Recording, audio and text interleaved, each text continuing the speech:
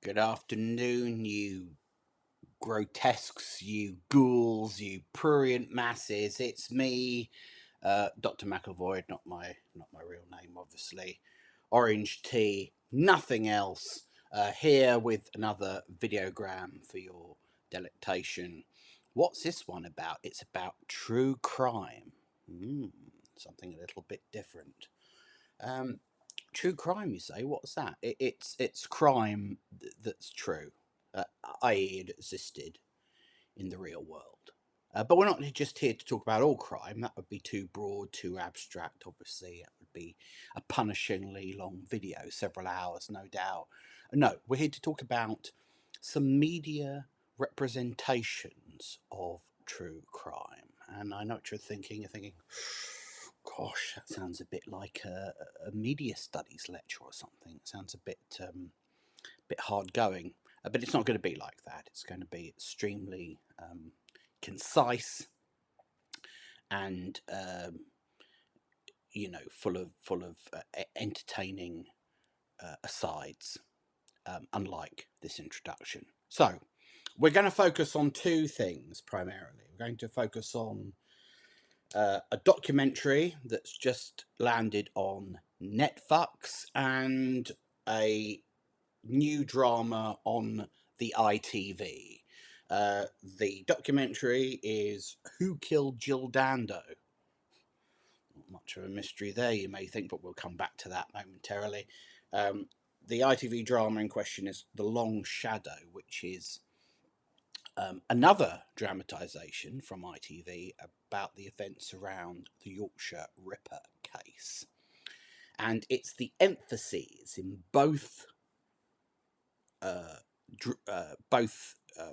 presentations, if you like, that we're going to discuss, and why these things are interesting, but also why they might be misguided and indicative of certain progressive but well-intentioned but ultimately fruitless modern preoccupations which miss the meat of both stories. So, in order to illustrate my point, I'm going to do something a little bit different. I'm going to read two articles to you, okay?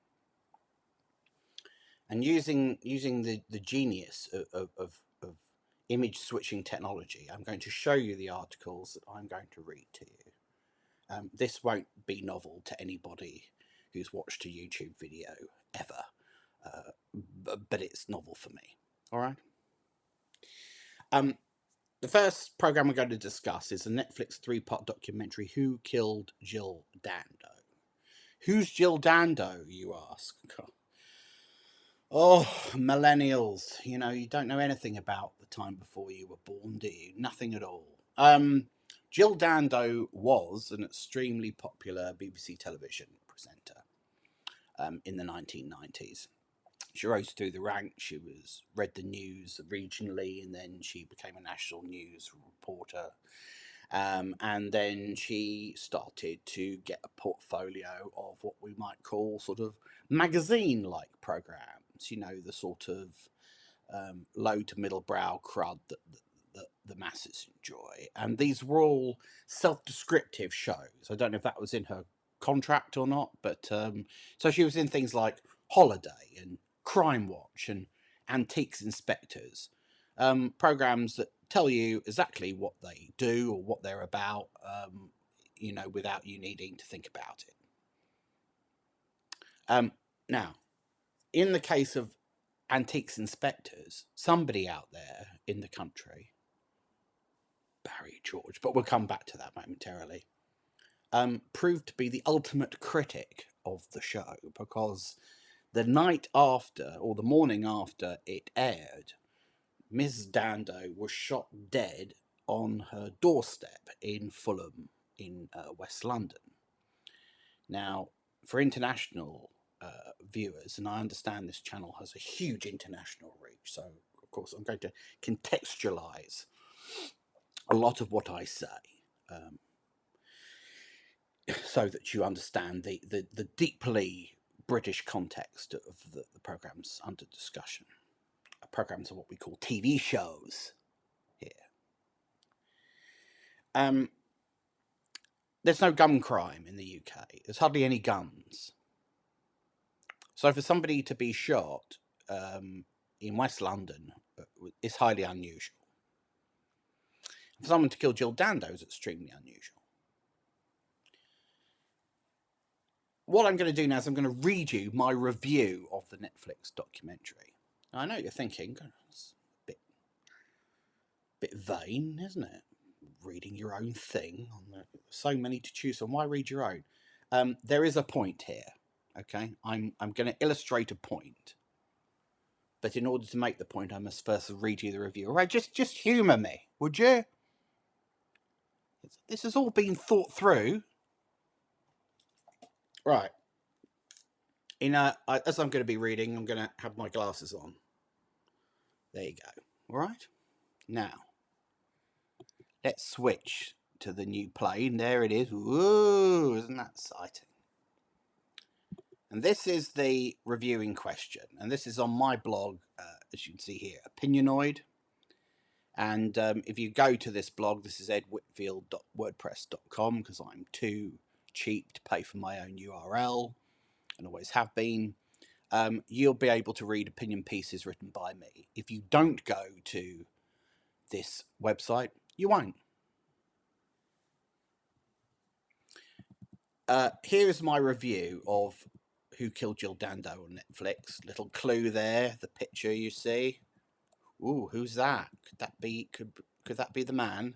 Now, I'm not going to read all of this because it's not all relevant to the argument that I'm going to be making.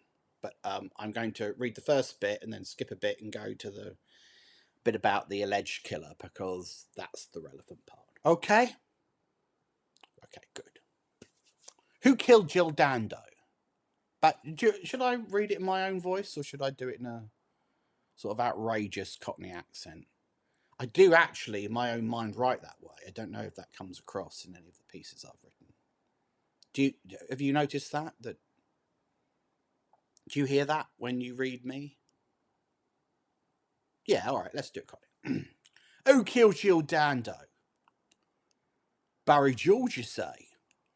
The man convicted of the murder, then released 8 years later, when a piece of forensic evidence linking him to the scene, a gunpowder particle in his coat pocket, was deemed to be non-evidential and therefore inadmissible.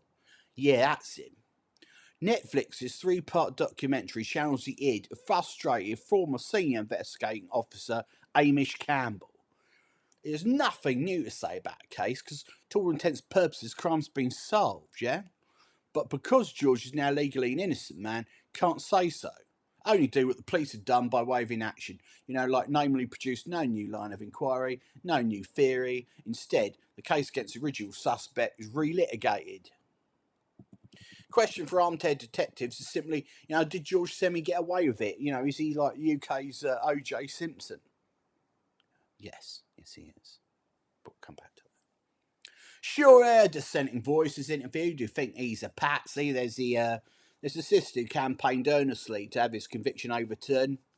Not an objective cat witness, one would have to say, Michael Mansfield, is the original defence barrister whose reputation is rehabilitated.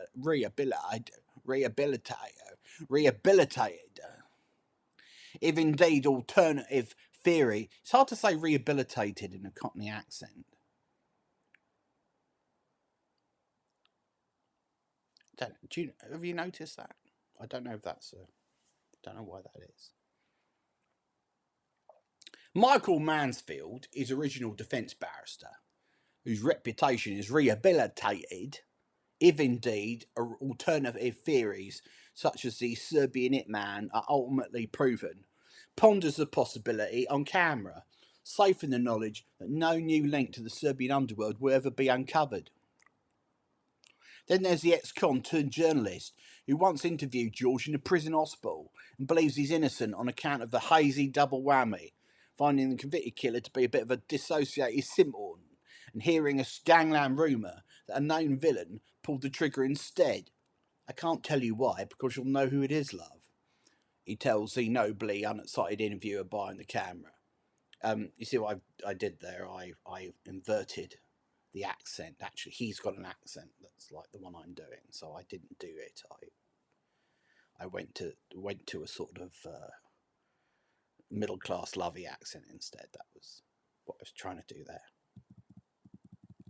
Now this is the bit I'm not going to read. This is about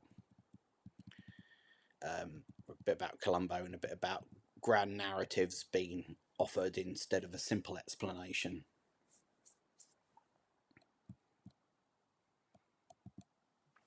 But I will read this part. Hating Dando was like having a psychotic grudge. You say, I'm not doing the Cockney accent anymore. It's too much of a strain on my throat. Hating Dando was like having a psychotic grudge against washing powder or the nation's favourite chocolate bar or the cat on Blue Peter. She was a benign presence, is what I'm trying to say. You know, completely inoffensive. She was wallpaper. She was, you know, she was a Twix. She was Diet Coke. No one's got strong opinions on these things, yet they're very popular. No disrespect to the late Miss Dando. She's a lovely person. I imagine. I don't know. That she was ubiquitous around the time of her death, fronting Crime Watch, presenting a new show called Antiques Inspectors. As I said, episode 1 aired the night before she died. Been on that cover of that week's Radio Times. Radio Times is a listings magazine we have here in the United Kingdom. Began in the 1920s originally to tell you what was on BBC Radio, then BBC Television, then all television and all radio. It's still going, and it's bloody expensive. Feels far more significant in pushing her image to the forefront of someone's consciousness than any incendiary act she may have committed.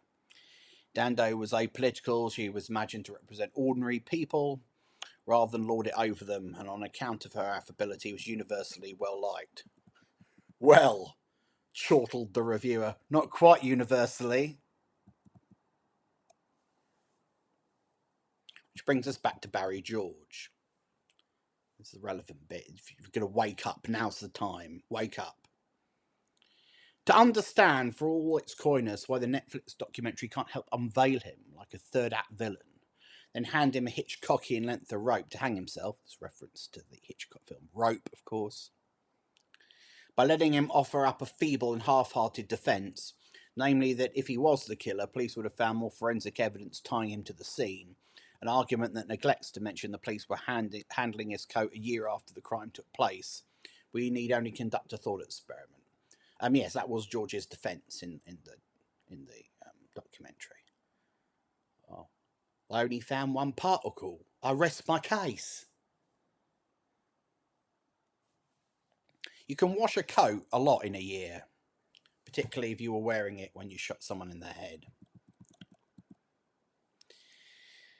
If you imagine George to be innocent, consider how unlucky he was. Now, but just to précis what I'm about to say. This argument that I'm about to make is based on an argument once made by the US prosecutor Vince Bugliosi, a very famous US prosecutor who prosecuted Charles Manson. 30 murder cases, 30 convictions, including Lee Harvey Oswald in absentia in the mid-80s. He was very, very good.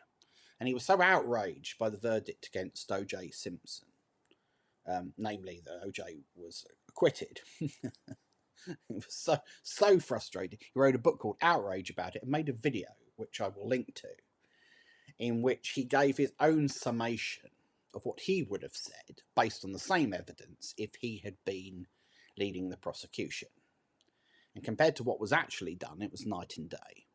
And he just made the point that even if you threw out 90% of the evidence against O.J. Simpson, all the blood evidence that tied him to the scene of the crime, for example, the fact that he had a cut on his finger on the day his wife was killed, and there was a trail of blood leading away from the scene where the killer had been cut on the same side of his body and was dripping blood as he left. So all of that stuff, if you threw 90% of it out, there would still be a hugely compelling circumstantial case against O.J. Simpson. And no one else, there's no one else in the frame. Excusez-moi. The same is true for Barry George in the Jill Dando murder, as I'm about to tell you. If you imagine George to be innocent, consider how unlucky he was. He is a convicted rapist, stalker of women, and the man who once broke into Kensington Palace with some rope and a kitchen knife in the hope of presumably having a nice chat with Dando lookalike Princess Diana. It's true. Incidentally, he happens to have an interest in the BBC, having briefly had a job there, his only job, by the way. He collects copies of their in-house rag Ariel. He's interested in guns, both how they work and acquiring them. He's owned replica firearms. He has books on approaching and ambushing people by stealth, written by former soldiers and martial arts practitioners. He has a thing for blonde celebrities, though also, to be fair, ordinary women of every sway that he photographs in the street, including one in Gowan Avenue, Fulham, a dress of Jill Dando. His magazines featuring Jill Dando on the cover, and will collect more after her murder. He bought 4 copies of the BBC's in-house magazine Ariel with her on the cover. He lives a third of a mile and 5 minutes walk from the presenter's front door. By the way, he professed not to have ever heard of her.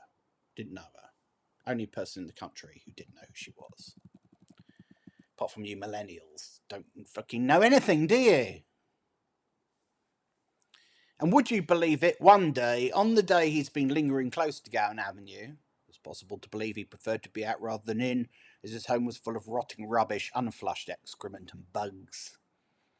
Meandering around the locale, someone else, my italics, who may share some of George's preoccupations, behaviours or none, kills Jill Dando in cold blood.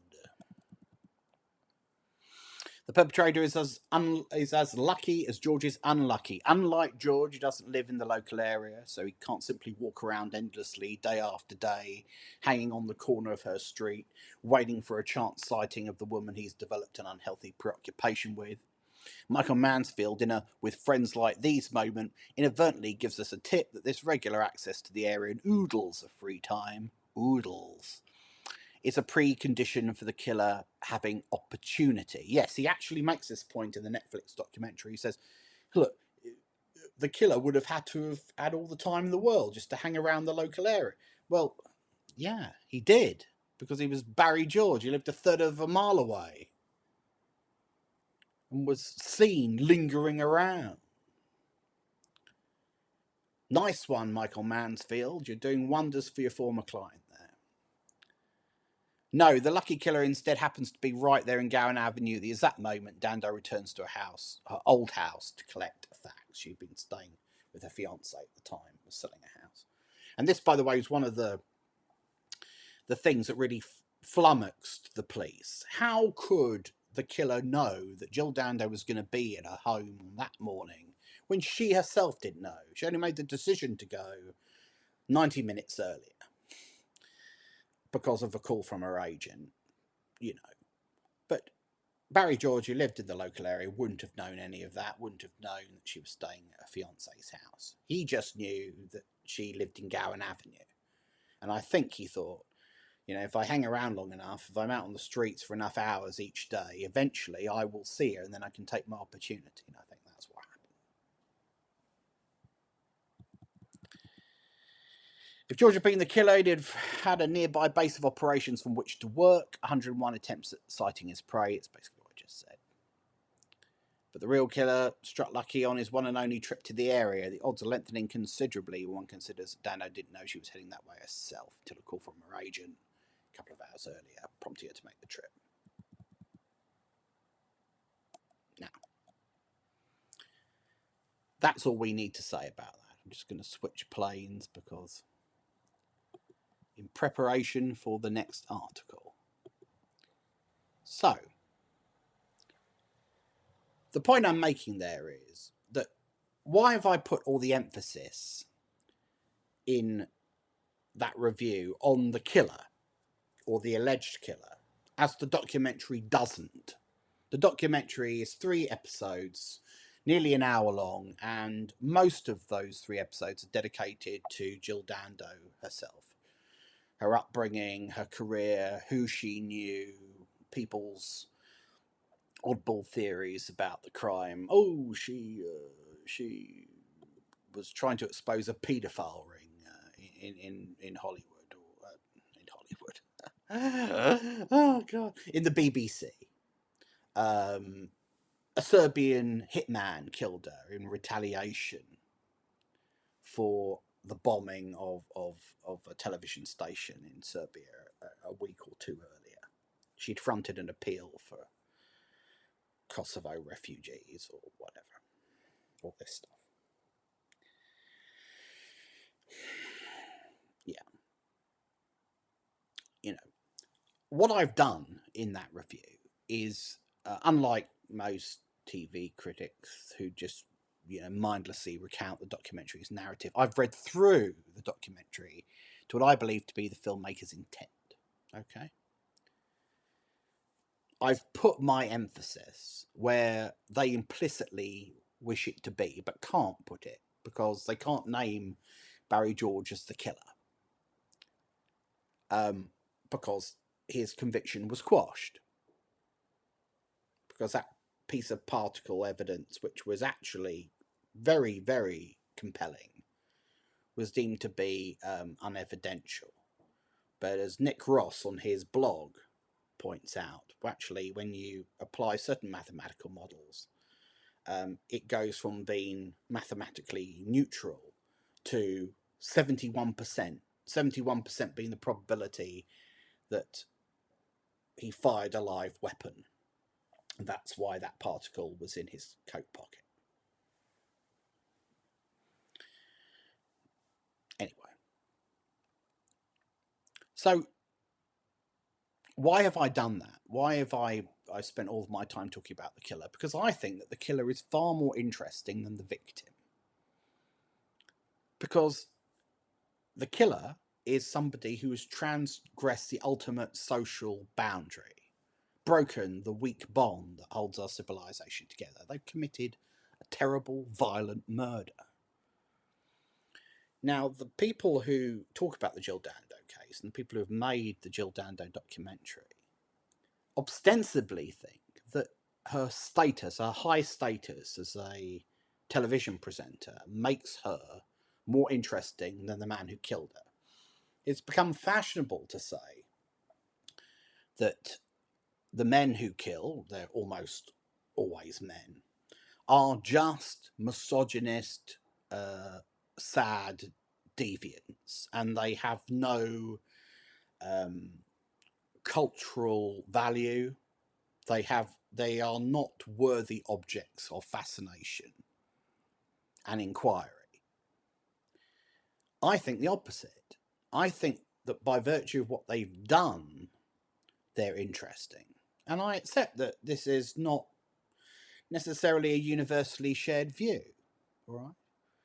Of course, some people who commit violent crimes, maybe even the majority, are boorish, mindless non-entities. The bloke who glasses you in a pub for looking at him the wrong way is a mindless thug who's acting on some sort of unregulated animal-like instinct. You know, the pervert on the tube that looks up your skirt is not probably a hugely fascinating person, but a libidinous non-entity. But people who, perpetrate premeditated, awful crimes, we can say about them that they are terrible people. Of course, self-evidently, they are not nice individuals. We can say that they are misogynistic, absolutely. In most cases, their victims are women. And all of those things are true. But I would argue that because they have gone to those extreme lengths, and because they are obviously wolves in sheep's clothing, those people who move amongst us, who look like us, who appear to be like us, who are seemingly of the same temperament as ourselves, but actually hide this extremely disturbing, nightmarish aspect to their personality. That makes them, for me, sources of fascination. Jill Dando was not an especially interesting person. She was a consummate media professional, a high status victim because she was so well known. But beyond that, what was different about her? What was special? Maybe nothing. Obviously, she's special to the people who loved her and knew her, but that's not the point I'm making. I'm making a broader point about where she slots into this society of ours. And if it's a choice between finding out more about her, the girl who had lettuce sandwiches on the beach at Weston-super-Mare and became a successful newsreader and television host, or Barry George, man with an IQ allegedly of 75, who was a serial fantasist who did some awful things, was a sexual deviant and a gun nut, and all of these other bits and pieces. And obviously,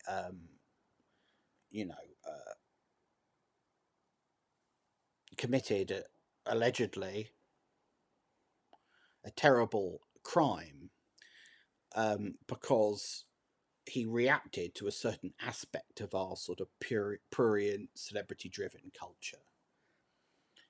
I think that's worthy of greater investigation than who Jill Dando was. And critics will say, hang on, Ed, hang on, but isn't that giving the man who killed her the notoriety and status that he deserved? That he deserved, that he thought, that he wanted. Well, possibly. I would concede that. I would concede that, like Mark Chapman when he shot John Lennon,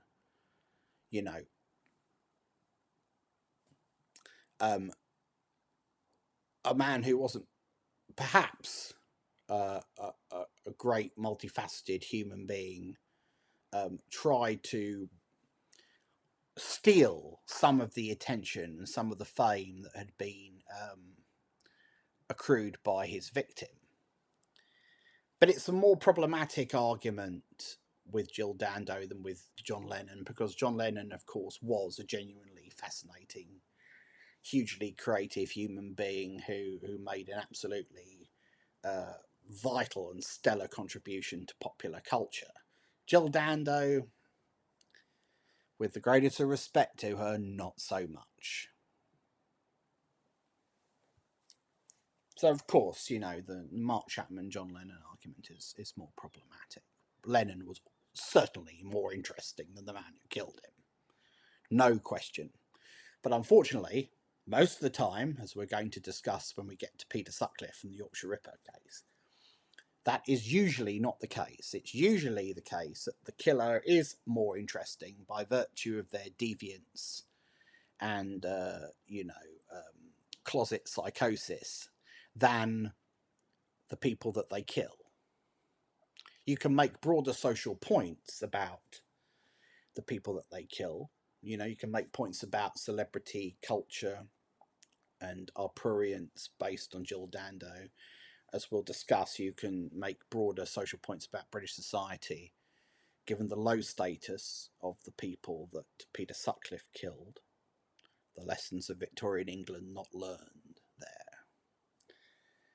In that people who are poor and struggling to earn money and have to go to extreme lengths to earn money and who live in relative deprivation are more vulnerable to predators than people living in comfortable gated communities elsewhere.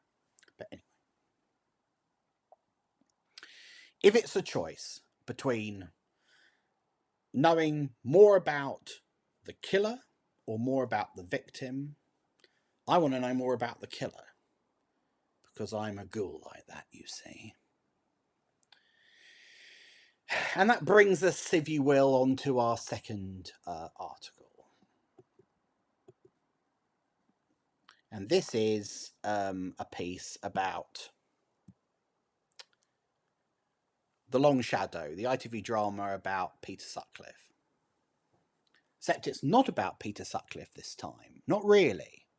In the first episode, he's in it for about 3 seconds. It's about his victims, the people he killed, and the effect it had on their families and the wider community, etc., etc.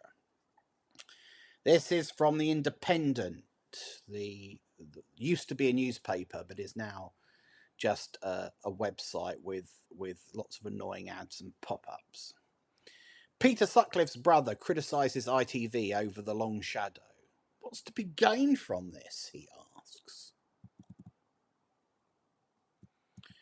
Well, sorry, Peter Sutcliffe's family, your right to forget is trumped by our right as a society to interrogate moments of social and sexual deviance in our culture. Sorry.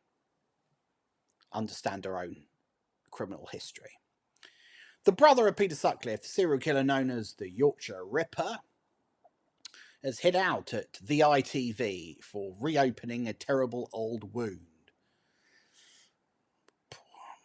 Poor choice of metaphor. If you're the brother of Peter Sutcliffe, those Sutcliffes, they can't help themselves, can they? With true crime drama, The Long Shadow. Sutcliffe was convicted of murdering 13 women and attempting to murder 7 others in Yorkshire in the late 70s. Now, look, you all know the details of the Yorkshire Ripper, and if you don't, you can Wikipedia them. We're not going to go through it here. Here's the crucial bit.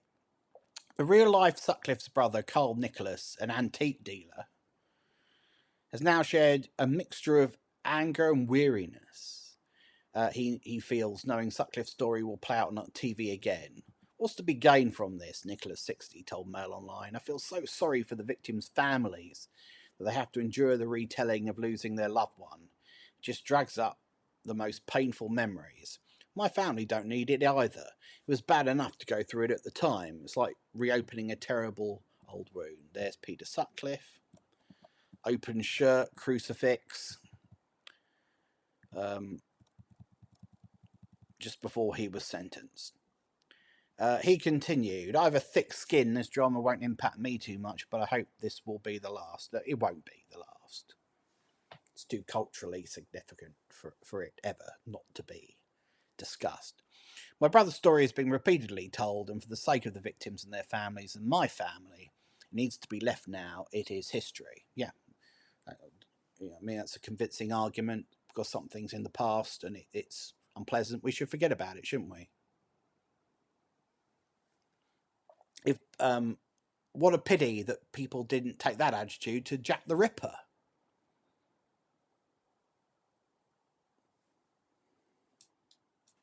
Except, of course, there was a lesson to be learned, wasn't there, from Jack the Ripper? Which is that if you have people in slums, in deprivation, if you have a hugely unequal society, people are vulnerable to predators.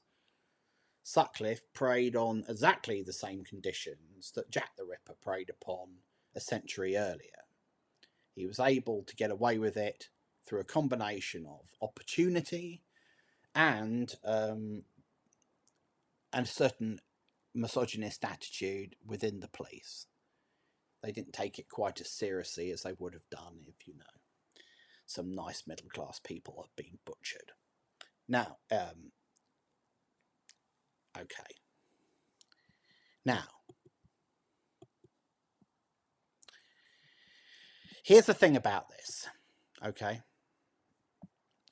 The Long Shadow is a very well-intentioned piece of work. I've seen the first episode, and one has a huge amount of sympathy for the victims as they are depicted in the program. And Toby Jones is on hand to be the audience proxy and our 21st century conscience and say things like, look, let's not refer to this woman as a prostitute. She was a mother of four, okay? Let's remember that, blah, blah, blah. All well and good, all fair. Yes? However, as with the Dando case, the victims are less interesting than the person who perpetrated the crime.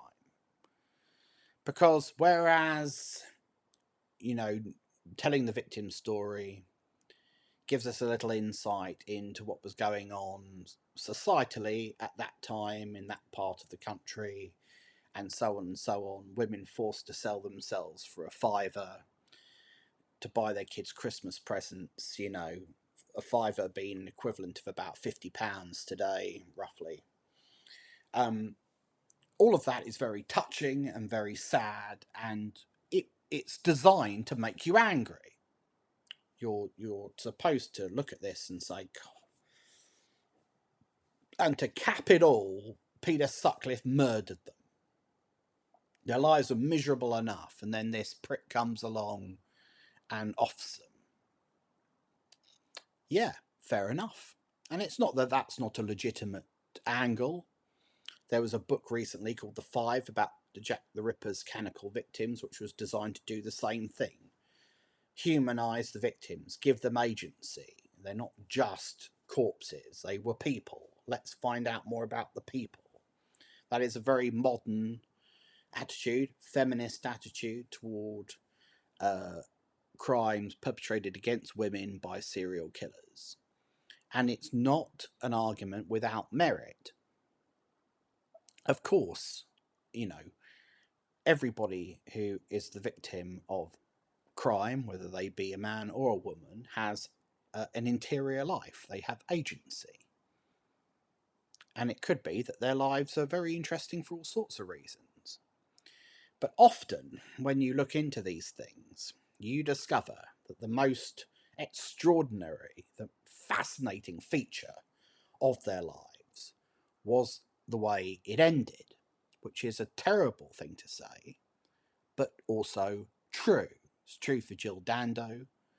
Her being murdered on her doorstep trumps any episode of Crime Watch she featured in, any episode of the holiday programme, any episode of the 6 o'clock news, any episode of Antiques Inspectors. The circumstances of her death will always be more interesting than what came before, because it's an extraordinary, grotesque, outlandish, audacious, awful act. And the person who's behind that act is somebody we should be looking into in depth. Because if we can understand what makes that person tick, then maybe we can learn some lessons. Maybe we can do something about it on a societal level. The same is true in the Yorkshire Ripper case. Whose living room would you rather be in?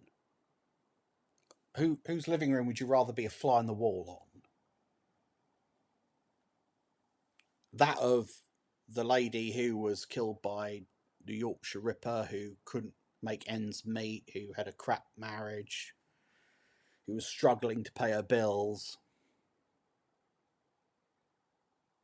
Or Peter Sutcliffe's, the man who came home every night to a rather sort of naive wife, by all accounts, who allegedly hadn't got a clue that there was anything wrong with him. A man hiding an awful secret, the fact that he is in fact one of Britain's most notorious serial murderers. The best friend of Peter Sutcliffe said, I couldn't believe it. This is around the time he was arrested. Couldn't believe it. Pete was a lovely bloke. If you needed a fiver, he'd lend you a fiver. If you know anything about the Yorkshire Ripper case, you'll know that £5 notes are very significant in that case. Yeah. Interesting, isn't it? I'd like to know more about him. But you won't learn anything about him watching The Long Shadow, because The Long Shadow on the ITV, sponsored by Domino's Pizza, is not interested in him. It's cancelled him, effectively. And so did the Netflix documentary about him that appeared a couple of years back, because he was deemed to be of less interest than the people that he killed. But unfortunately, I think, truthfully, the reverse is the case. You know, if you tell the story of the Yorkshire Ripper, but you're not interested in the Yorkshire Ripper, to a degree, that is an affront to the drama and psychological intrigue which is inherent in the case. It's deemed to be politically undesirable because it's glamorising misogyny and animal-like violence. But Sutcliffe was a copper-bottom social deviant, and as such, we should be trying to figure out more about him, what he was really about. His brother might not like it, and the families may not want a reminder of what happened. But the value of the cultural inquiry is greater, I would argue, than individual sensitivities. I mean, you bastards went to see the Titanic at the cinema, didn't you?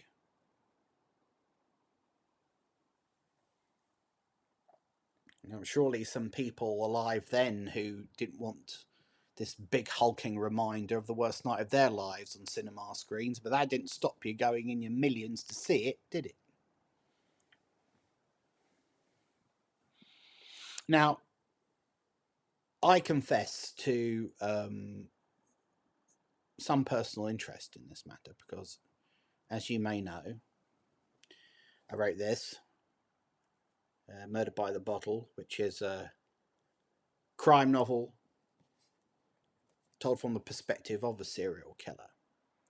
And the point of view that I chose in my novel reflects my belief as that I've just communicated to you, that the why is the most interesting question in these type of cases. The who, less so. We need to know a lot about the who to understand the why. But the victims, are they the most interesting element? You could argue that, but the answer's no. Incidentally, the novel I've just shown you, don't buy the current edition. I know you won't often hear an author tell you not to buy their book, but don't buy it because it's going to be coming out soon in a brand spanking new second edition with a new introduction by me. And when that time comes, you'll hear about it, and that's when you rush off to the shops to get it, okay? Because that's the edition on which I'm going to be making the money. So don't, more about that when the time comes. Now, that's it. What do you think, huh? Do you agree with me? Does anything of what I've said resonate with you?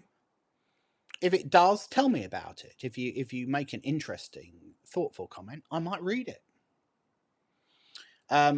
Also, in the details of this video, I'm going to be putting the PayPal link. Still trying to raise enormous amounts of money for doing absolutely nothing, providing you with meaningless content, just like Russell Brand. If Russell Brand can do it, I can do it. What am I going to spend your money on if you give it to me? Whatever I like. Probably food and drink, occasional visit to the pub, possibly. I might buy myself a few bits and pieces to make these videos a bit more technically exciting. maybe I can afford some practical effects to unleash on you during these videos. Who knows? But the point is, there's no transparency, there's no accountability. You give me your cash, I'll spend it as I see fit. But do give it to me. You don't need it, do you, really? So that's it. That's my thoughts on Who Killed Jill Dando and The Long Shadow on the ITV, sponsored by Domino's Pizza. Let me know what you think. The Long Shadow is available on ITV's terrible streaming service, ITVX. And there are 7 episodes, so it's going out over the next 7 weeks. Who Killed Jill Dando is on Netflix now, and you can watch all of it, as I did, and see if you agree with me that clips of Jill Dando on the holiday programme are less interesting than Barry George. Anyway, that's it. I'll see you on the next video, and just a reminder that in the words of Nick Ross of Crime Watch fame, the types of crime that I have discussed today are very rare, so don't have nightmares, sleep well. See you next time.